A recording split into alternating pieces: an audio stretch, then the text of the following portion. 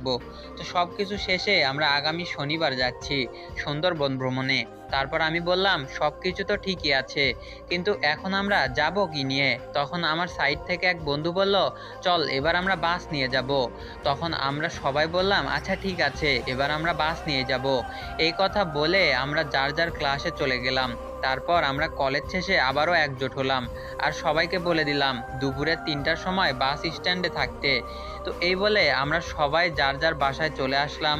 তো তারপর চলে আসলো শনিবার। তো তারপর আমরা সবাই শনিবারে একে অপরের সাথে কথা বলি, কে কি সাথে নিবে তাদের জিনিসপত্র তারা সবাই গুছিয়ে ফেলে। তো তারপর আমরা কথা অনুযায়ী সবাই বাস স্টেশনে পৌঁছে যাই। আর আমাদের জন্য টিকিট আগে থেকে বুকিং করা ছিল, আর এই জন্য আমাদের অন্য কোনো ঝামেলাই ছিল না। তাই আমাদের বাস আসা মাত্রই আমরা সরাসরি বাসে উঠে পড়ি। আর আমাদের বাসের জার্নিটা হবে প্রায় 8 থেকে 9 ঘন্টার মতো। অর্থাৎ আমরা সেখানে গিয়ে পৌঁছাবো